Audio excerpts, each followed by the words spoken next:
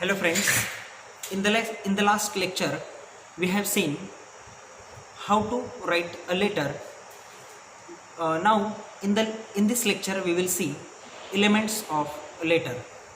So first element is sender's address. Place sender's address on the upper right hand corner of the page.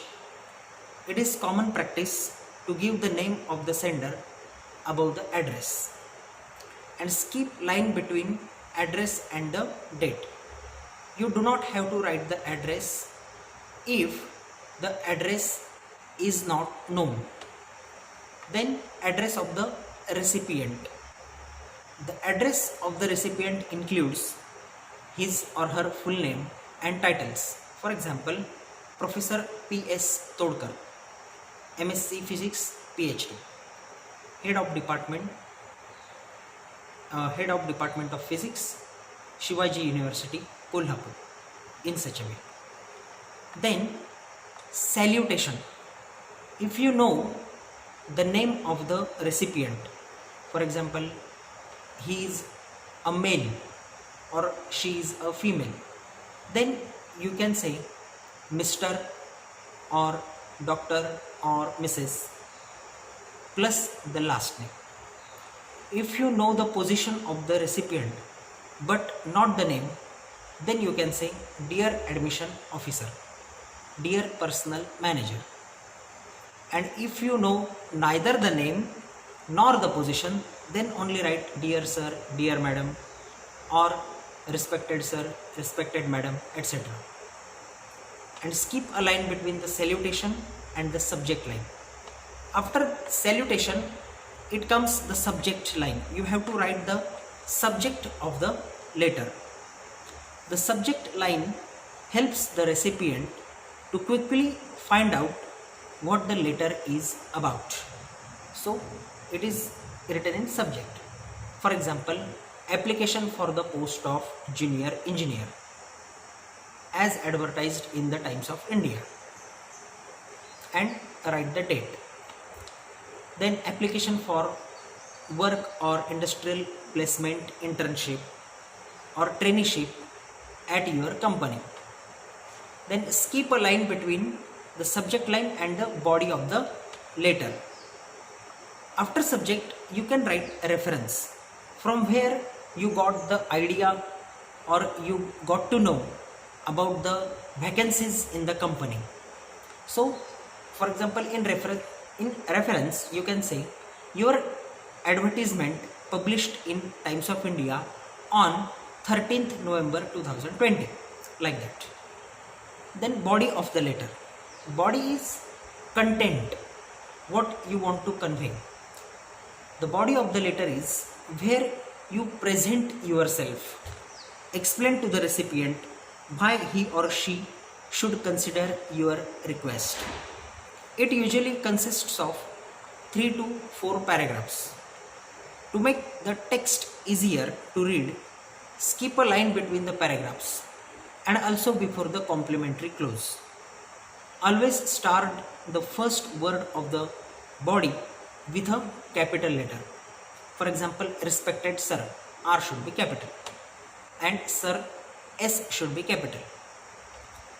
Then write below with reference to the advertisement published in, or with reference to the subject mentioned above, I would like to attract your kind attention towards my problem or towards my candidature.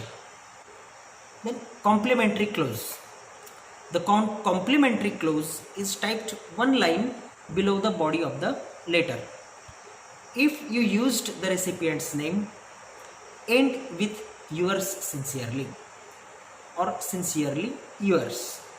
And if you did not use the recipient's name, end with yours faithfully or faithfully yours. Put a comma after the end of the closing. Skip 3 to 4 lines between the closing and your typed name so that there is a room for your signature. And the next is signature. It includes sender's signature, then his or her name in bracket, and lastly his or her designation should be specifically mentioned. Skip a line between the typed name and the enclosure. Now enclosure will be on left hand side of the page. Signature will be on your right hand side.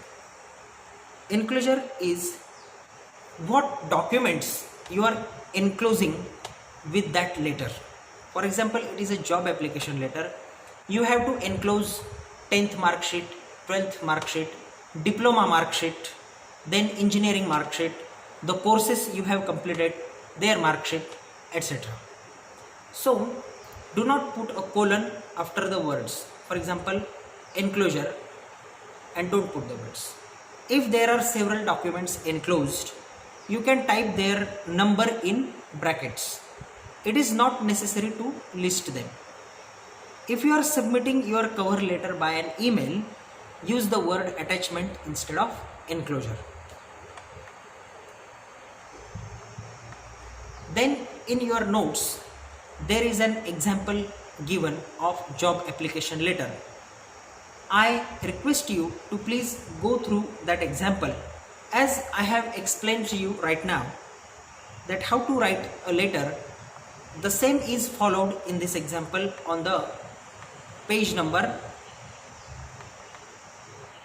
7 or 6 and 7 of the third chapter. Okay, so then there is also a page on page number of 8 of the third chapter. Resume is given. So what is resume, or we can say a biodata? It stands for a detailed biodata, personal record sheet, or curriculum vitae. Resume is the most significant document an individual crafts for himself. It should be accessible for him all the time. It must be modified and updated from time to time, perhaps once in 3 months in the main years of working life. It is everybody's duty to map his professional career in such a manner that he can insert something more stirring and more relevant to his resume. So, what resume includes? Resume has several elements, like first of all your full name, second your address, third your phone number or any other contact detail, fourth your email ID, then fifth your date of birth, then your career objective, then your educational qualification, then your sports, social and cultural activities if you have done anything, then sports and hobbies or hobbies and interests, then special accomplishments such as if you stood first in your class, you can write I stood first in my class. Then special languages known. India is a multicultural or multilingual country. So if you know more languages, write here English, Hindi, Marathi or any of your mother tongue or any language. Then references.